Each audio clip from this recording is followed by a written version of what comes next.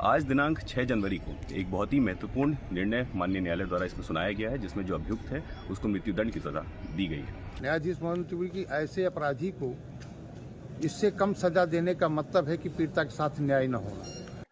6 साल की मासूम बच्ची के साथ दुष्कर्म करने वाले आरोपी को न्यायालय ने मृत्युदंड की सजा सुनाई है। जी हां, बांदा जनपद से एक मामला सामने आया था जुलाई माह में, जिसमें 6 साल के मासूम बच्ची के साथ आरोपी के द्वारा दुष्कर्म किया गया था और बच्ची को उचित उपचार के लिए बांदा मेडिकल कॉलेज भेजा गया था, जहां से उचित उपचार के लिए कानपुर हाईलैंड के लिए भेजा गया था, जहां पर उसका उपचार कराया गया था। मामले की सुनवाई करते हुए अदालत ने 56 दिनों के अंदर ही फैसला सुना दिया। आज किस तरह का फैसला आया, किस सजा में फैसला हुआ है? आज एक 25 जुलाई 2025 को थाना कलिंजर के अंतर्गत एक पीड़िता के साथ बलात्कार एक अभियुक्त अमित रैकवार पुत्र बाबूलाल रैकवार जो महोत्सव रहने वाला था, पीड़िता को घर से बहला फुसला के अपने घर ले गया 10 रुपया गुटखा खिलाने के बहाने और उसके साथ बड़ी बेरहमी से रेप किया।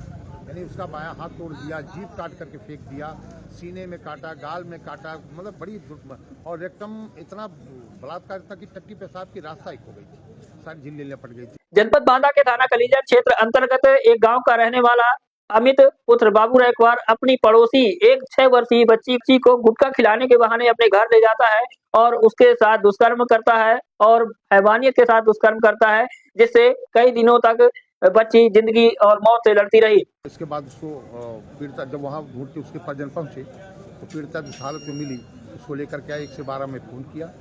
फ़ोन करने के बाद पुलिस ने तत्परता दिखाई, FIR लॉन्च की गई, उसको तुरंत लेकर के नरैनी आए। नरैनी में हालत बहुत खस्ता थी उसकी, तो उसको Rani Durgavati medical college refer कर दिया गया।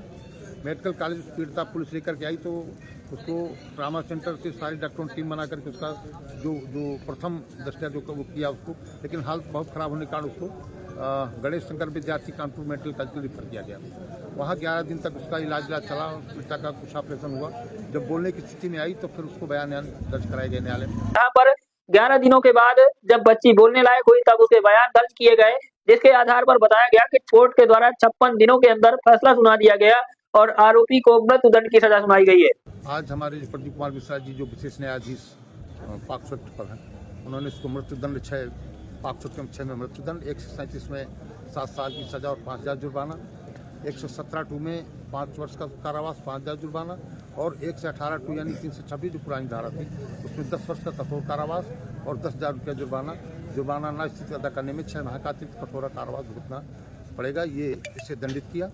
आपको बता दें, आरोपी के द्वारा 25 जुलाई को घटना को अंजाम दिया जाता है और घटना को अंजाम देने के बाद आरोपी फरार हो जाता है। थाना कलिंजर पुलिस लगातार अभियुक्त की गिरफ्तारी के प्रयास कर रही थी। 26 जुलाई को पता चलता है कि गुड़ा कला के हनुमान मंदिर वाली रोड पर पुलिया के पास बैठा हुआ है, जिसकी सूचना मिलते ही पुलिस मौके पर पहुंचती है और घेराबंदी करती है। जैसे ही पुलिस को देखता है, पुलिस पर फायरिंग करने का प्रयास करता है।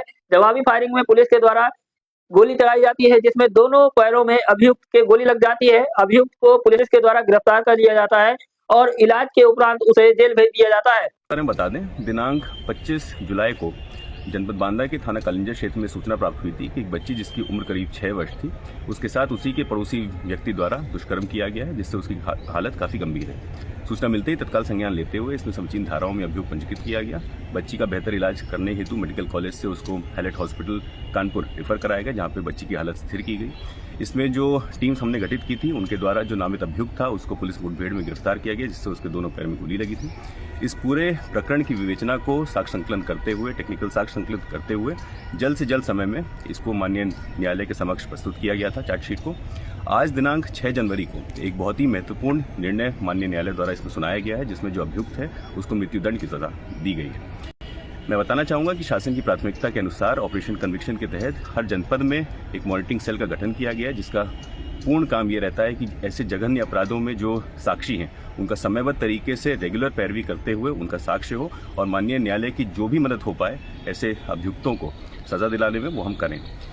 ये जो सफलता मिली है, इसमें जो इस पूरे प्रकरण के विवेचक थे SHO कालिंजर, पर्यवेक्षण अधिकारी CO नरैनी, जो हमारी प्रोसिक्यूशन की टीम है DGC क्रिमिनल श्री विजय बहादुर जी, इस केस के जो लोक अभियोजक हैं श्री कमल सिंह जी, इन सभी को मैं बधाई देना चाहता हूँ। ऐसे निर्णय से अपराधियों में निश्चित ही एक डर का माहौल आएगा और ऐसे जघन्य अपराधों में कमी आएगी। आप सभी दर्शकों से हमारा अनुरोध है कि आप लोग भी अपने बच्चों का ख्याल रखिए। किसी भी अनजाने व्यक्ति या कोई संदिग्ध व्यक्ति अगर दिखता है तो अपने बच्चों को उनसे सुरक्षित रखिए।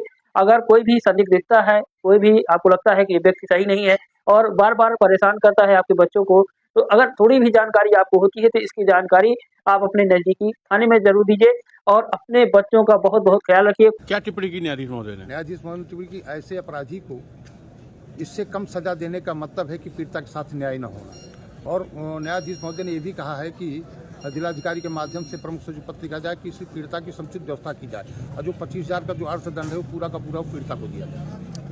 खुद सुरक्षित रहिए और अपने बच्चों का ख्याल रखिए, अपने परिवार का ख्याल रखिए। नमस्कार।